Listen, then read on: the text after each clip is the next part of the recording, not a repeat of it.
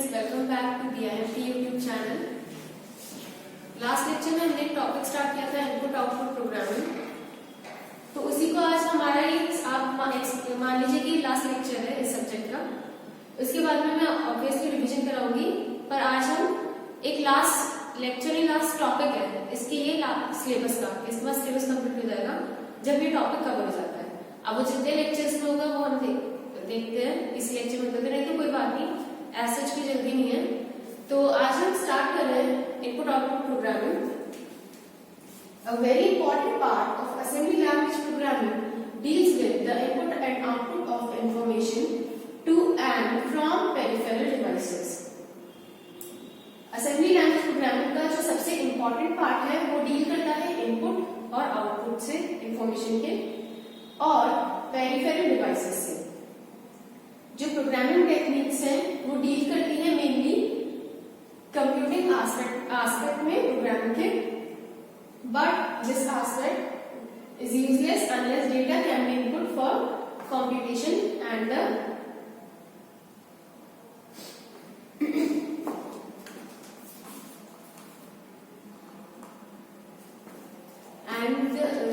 the results of computation can be output for examination and use.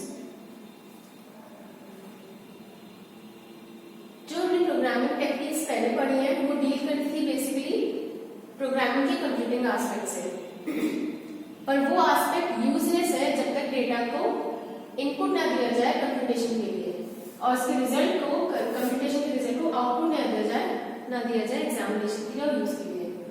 अब हम पढ़ेंगे, हम यहाँ प्रेजेंट करेंगे बहुत बेसिक टेक्निक्स इनपुट और आउटपुट प्रोग्रामिंग की। The concepts discussed in this chapter are generally applicable to most computers. However, the specific instructions or instruction sequences for coding these techniques will vary with the instruction set, input-output system and devices available on given computer. जो concepts अभी हम पढ़ेंगे वो generally applicable होते हैं most of the computers के लिए, पर कुछ specific instructions हैं या instruction sequences हैं कोडिंग के लिए इन टेक्निक्स के जो वेरी करते हैं हर इंस्ट्रक्शन सेट के साथ, इनपुट आउटपुट सिस्टम के साथ और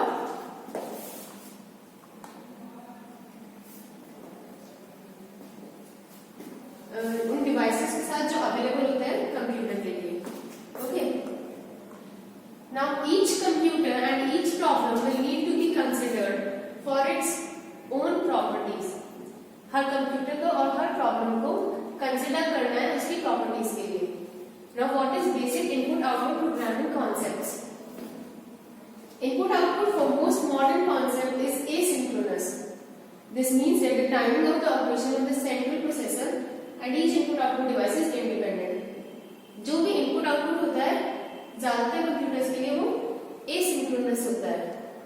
इसका मतलब है जो टाइमिंग होता है ऑपरेशन का सेंट्रल प्रोसेसर के लिए और हर input output डिवाइस के लिए वो independent होता है।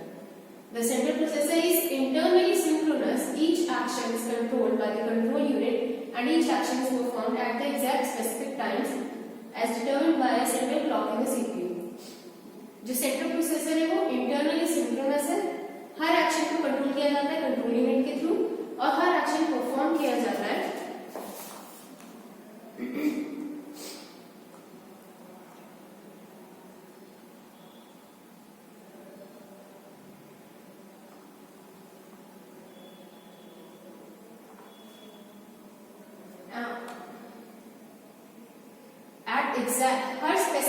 हर एक्शन जो सेंट्रल प्रोसेसर है वो इंटरनली सिंक्रोनस है, जिसमें हर एक्शन को कंट्रोल किया जाता है कंट्रोल यूनिट से और हर एक्शन को परफॉर्म किया जाता है एग्जैक्ट स्पेसिफिक टाइम्स, जितनी भी बार सेंट्रल क्लॉक सीपीयू की हमें बताती है।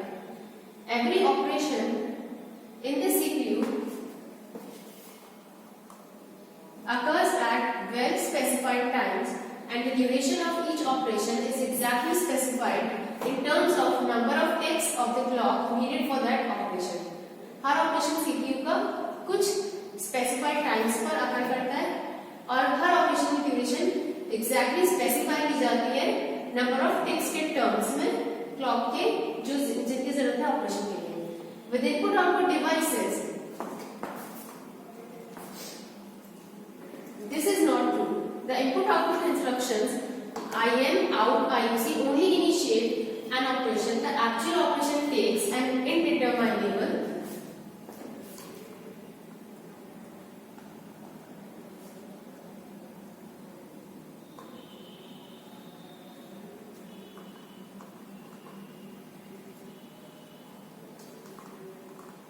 with input output instruction. This is not true. The input output instructions only initiate the number of input output operations which are easily determinable. The actual input output instructions, this device, depending on the nature of its input output device, its state and the operation, this is caused by the physical nature of the input output devices and the necessity of mechanical operation in order to perform input output functions.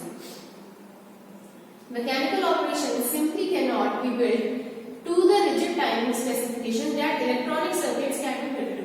Mechanical operations simply हम ऐसे rigid time specification के हिसाब से build नहीं कर सकते जैसे कि इलेक्ट्रॉनिक सर्किट्स बिल्ड कर सकते हैं. This uncertainty requires careful consideration of the way in which input output devices and the CPU interact. ये अनसर्टेनिटी को इसको जरूरत होती है केयरफुल कंसिडरेशन उस तरीके का जिसमें इनपुट आउटपुट आपके क्या है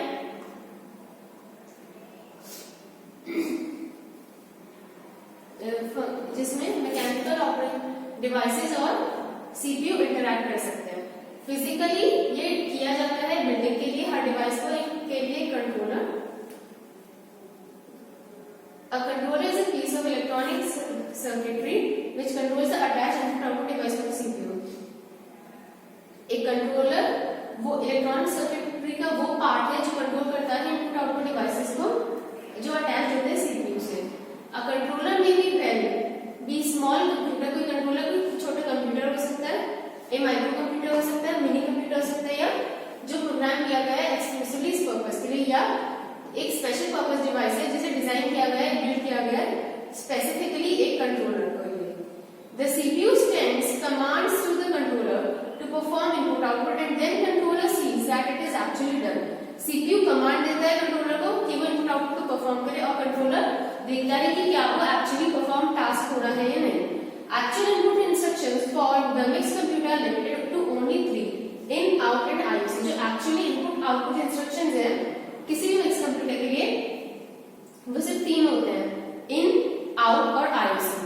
For each of these, the F field of instruction byte 4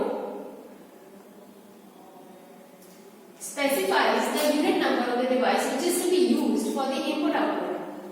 इन सब के लिए जो F फील्ड है इंस्ट्रक्शन की जिसकी बाइट 4 बाइट्स का जिसका साइज है वो स्पेसिफाई करती है यूनिट नंबर डिवाइस के लिए which is जो यूज किया जाएगा इनपुट आउटपुट के लिए. The effective address calculated from bytes 0 to 3. The address and index fields is used as a parameter for the instruction. जो इफेक्टिव एड्रेस है जो कैलकुलेट किया गया है बाइट्स में से 0 के 3 रेशो में वो कैलकुलेट करेगा एड्रेस और इंडेक्स फील्ड्स को जिससे यूज किया जाएगा पैरामीटर के लिए की तरह इंस्ट्रक्शन के लिए.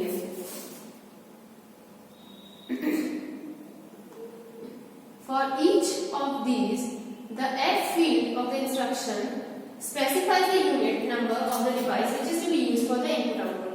इन सब के लिए जो F field है वो स्पेसिफाई करेगा कि कितनी यूनिट नंबर यूज हुआ है डिवाइस के लिए जो यूज किया जाएगा इनपुट आउटपुट की तरह.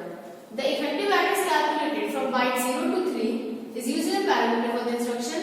For the in and out instruction, the effective address is the address of a buffer in memory which should be used in the transfer of information between the input output device and memory. किसी भी in और out instruction के लिए जो effective address होता है वो address है एक बफर का मेमोरी में जिसे यूज किया जाएगा इंफॉर्मेशन को ट्रांसफर करने के लिए इनपुट आउटपुट डिवाइसेस और मेमोरी के बीच में. जो इन इंस्ट्रक्शन है वो इनिशिएट करता है इनपुट इंफॉर्मेशन के लिए मेमोरी में, स्टोर करता है मेमोरी लोकेशंस को बिगिनिंग में और इफेक्टिव एड्रेस के साथ और कंटिन्यू करता है एक रिकॉर्ड के साथ. The previous contents of the memory locations used by an instruction are destroyed by the storage of the new information. जो पहले contents थे memory location के जो इन इंस्ट्रक्शन यूज कर रहा था वो डिस्ट्रॉय हो जाते हैं किससे? स्टोरेज ऑफ न्यू इंफॉर्मेशन से. The out instructions sends information to an output device. Output device को information send करता है output instruction. Information is transferred from memory beginning at the address specified by the effective address of the out instruction. जो information transfer की जाती है memory में से वो address specify किया जाता है effective address की तरह out instructions के लिए. Since the contents of memory are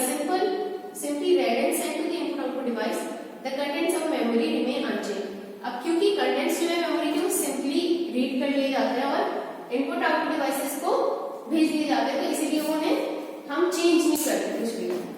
for both the in and out instruction the amount of memory transferred is determined by the input output device selected. In और out instruction के लिए जो amount of memory transfer की जा रही है वो determine की जाएगी इनपुट आउटपुट डिवाइसेस पे से जो सिलेक्ट किए गए हैं। हर इन और आउट इंस्ट्रक्शन बिगिन करता है ट्रांसफर से एक रिकॉर्ड की इंफॉर्मेशन से। A record is the physical unit of information which is naturally handled by device. कोई भी रिकॉर्ड है वो फिजिकल यूनिट होता है इंफॉर्मेशन का जो नेचुरली हैंडल की जाती है डिवाइस के थ्रू। The record for card reader और card punch is one card, for a line printer one line. जो रिकॉर्ड है कार्ड रीडर का, ये कार्ड पंच का, वो वन कार्ड है, लाइन प्रिंटर के लिए और वन लाइन है। Thus the size of a record for a card reader or card punch is 80 characters long. For a line printer, 120 characters long. Since 5 characters can fit in one word on the mixed computer. इसीलिए जो size होता है record का card reader के लिए वो तो होता है कार्ड पंच के लिए 80 कैरेक्टर्स का, लाइन प्रिंटर के लिए 120 कैरेक्टर्स का। और क्योंकि 5 कैरेक्टर्स ही फिट आते हैं मिक्स कंप्यूटर में,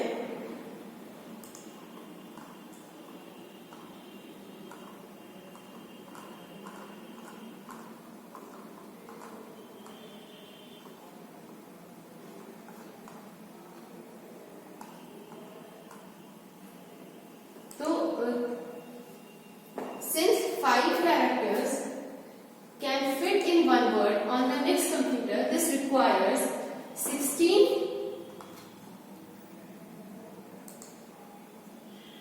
words of memory for a record of a card reader or card punch and 24 words for a record of a line printer.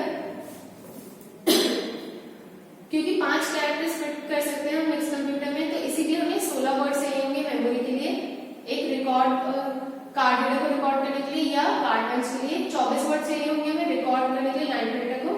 जो मैग्नेटिक टेप है, डिस्क है और ड्रम डिवाइसेस है mix computers के, उन सब में रिकॉर्ड होता है 100 वर्ड्स का। जो टाइपराइटर और पेपर टेप यूनिट है उनका 70 कैरेक्टर या 40 वर्ड का रिकॉर्ड होता है। Suppose this is the diagram.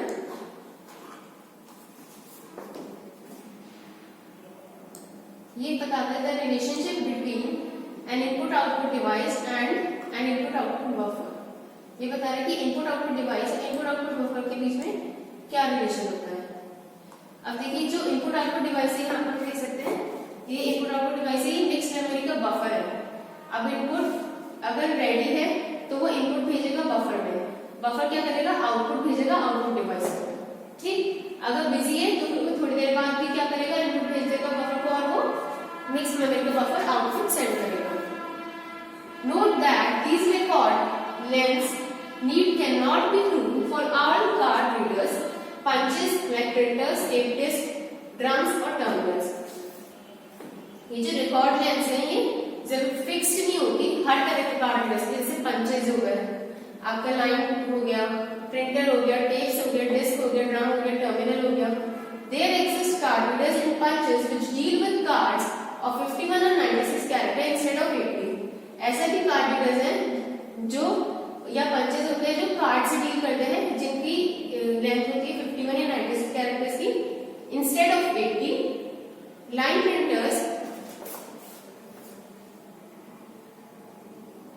have been built to handle lines of 80, 1, 12, 0, 1, 3 और 136.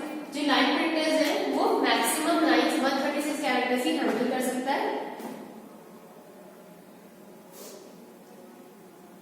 In this text, we will consider only the standard mixed input-output type devices. If your installation has non-standard peripherals, special attention may be necessary on your part in the programming. यहाँ पर हम पढ़ेंगे कि non-standard peripheral को install कैसे करते हैं। हमें स्पेशल अटेंशन चाहिए होगा अपनी प्रोग्रामिंग में अगर जो कॉन्सेप्ट्स हैं वो अब भी एप्लीकेबल हैं। तो स्टूडेंट्स आज के लेक्चर को मैं यही रैप अप करूंगी। बाकी